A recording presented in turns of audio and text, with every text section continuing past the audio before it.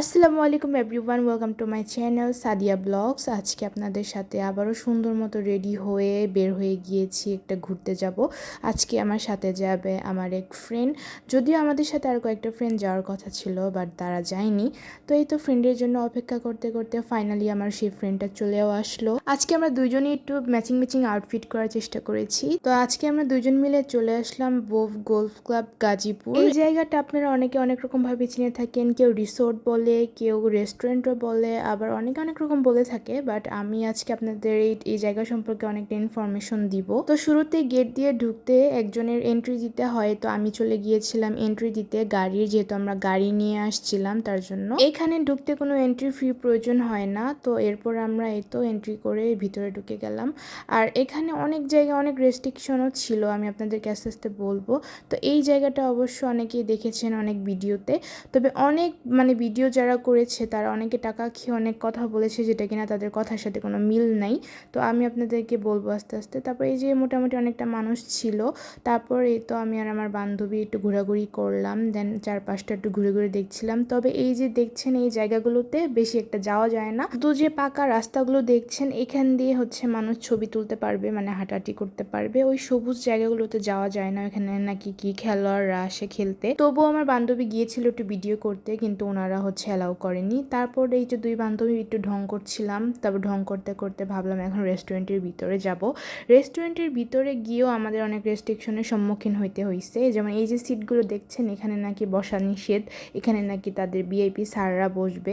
কিন্তু অথচ যারা ভিডিও করেছিল তারা এখানে বসে ভিডিওতে আমাদের দেখিয়েছিল, কিন্তু বাস্তবে তা একদমই সত্যি না, এখানে বসাই একদম নিষেধ। তারপর এই তো আমরা ভিতরে এসে বসলাম। আমরা মূলত কয়েকটা ব্লগারের ভিডিও দেখে এখানে আসছিলাম, তাই আজকে কতটা সত্য কতটা মিথ্যা সেটি আপনাদেরকে দেখানোর চেষ্টা করব।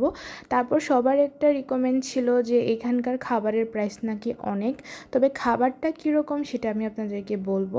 এখান থেকে আমরা হচ্ছে একটা ক্যাপাচিনো অর্ডার করেছিলাম, লাতে ক্যাপাচিনো, এবং একটা ক্রিমি মাশরুম স্যুপ অর্ডার করেছিলাম। আমাদের খাবারটা মোটামুটি 15 থেকে 20 মিনিট পর দিয়েছিল। তো আমি তো খাচ্ছিলাম, তো আমার সাইডে যেহেতু আমার বান্ধবী ছিল, অ্যান্ড আমার সাইডে যেই থাকুক না কেন আমি ফার্স্ট বাইটটা হচ্ছে তাকেই দেই। এখন স্যুপের টেস্টের কথাটা বলি, ক্রিমি মাশরুম স্যুপটা মজাই ছিল, তবে এই দেখেন এটা আমি একদমই আশা করিনি। খাবারের মধ্যে আমি চুল পাইছি। এত ভালো একটা রেস্টুরেন্টে এটা আমি কখনোই আশা করিনি। এটা আমি ওনাদেরকে দেখাইছিও, তো ওনারা চেঞ্জ করে দিতে চেয়েছিল, কিন্তু এটা আমি নিইনি। তারপর হচ্ছে যে আমাদের যে লাতে ক্যাপাচিনোটা ছিল এটা এখন আসলো।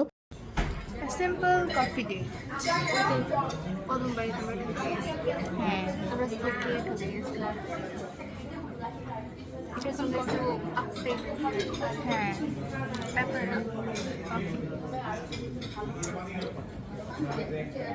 আমরা এখানে কফি রান্না করছি, কারণ আমরা এখানে কয়েকবার চিনি নিয়েছি। তারপরে 4বার নেওয়া হয়েছে। হ্যাঁ, আমারটাতেও 4বার নেওয়া হয়েছে, বান্ধবীরটাও নেওয়া হয়েছে। তারপরেও কেন জানি আমাদের, হ্যাঁ, টেস্ট লিস্ট করে এখন দেখি ট্রাই করে কেমন লাগে। কফিটা আমার কাছে ঠিকঠাকই লেগেছে, তবে স্যুপটার জন্য আমি খুবই ডিসঅ্যাপয়েন্টেড। আর খাবারগুলো যে কেমন হবে সেটা আমি জানি না। তারপর আবার বের হয়ে একটু চেষ্টা করলাম ছবি তোলার জন্য, তবে যেই জায়গাটা একটু ভালো লাগতেছিল ওই জায়গায় যাওয়া নিষেধ, এত পরিমাণে রেস্ট্রিকশন এই জায়গায়। লাস্ট পর্যন্ত আমরা তেমন একটা ছবি তুলতে পারিনি, তাই হচ্ছে যে একটু চারপাশটা আবার একটু হাঁটছিলাম, হেঁটে হেঁটে দেখছিলাম। এইটুকু জায়গাতে হাঁটা ছবি তোলা এখানেই সব, আর কোনো জায়গায় যাওয়া যায় না। তারপর গাড়িতে উঠে গেলাম, যেহেতু সন্ধ্যা হয়ে যাচ্ছিল, বাসায়ও চলে যেতে হবে। তো ভাবলাম যে এই জায়গাটা খোলামেলা, তাহলে আমি আজকে একটু গাড়িটা চালাবো। যেহেতু এই গাড়িটা আসার পর থেকে কখনোই চালানো হয়নি আমার, তাই ভাবলাম আজকে একটু চালাই, যেহেতু খোলামেলা আছে। তো এই তো দেখছেন আমার আল্লাহর রহমতে কোনো ভুল প্রান্তি হয়নি, আমি ঠিকঠাক মতোই চালাতে পেরেছি আস্তে আস্তে। আমার বান্ধবী কি যে পরিমাণ ভয় পাইছে, ওর রিয়াকশনগুলো একটু পরেই দেখতে পারবেন। অনেকটুক চালাতে চালাতে এখন মেন গেটের সামনে চলে আসছি, এখন যে গেট দিয়ে বের হয়ে যাব। পুরা আমাদের সাথে যখন ড্রাইভ করছে এটাতে আমি কিন্তু খারাপ চালাইনি ভাই, আপনি আমার রিকমেন্ড কি দিবেন বলেন? না, ও খারাপ চালাই নাই, বাট কি বলতো আমি ফার্স্ট টাইম তো ও কাকে কি করে বসে এই মিথ্যা কথা বলে মমো, ও আমার ট্রাস্ট করে না, আমার ফ্রেন্ডে আমার ট্রাস্ট না করে না। আই ট্রাস্ট ইউ, বাট এই যে ড্রাইভিং এটা একটা রিস্কি ব্যাপার তো, তাই আমার তো মন চাইছে যে আমি এক্সিলেটর পাওয়া যায় নাকি, এত স্লো চালাই। হ্যাঁ, এটার জন্য এমন হার্ট ব্রেক দিয়েছে যে আমি পিছন থেকে আমি হার্ট ব্রেক দেই নাই। দিছো একবার দুইবার দিস।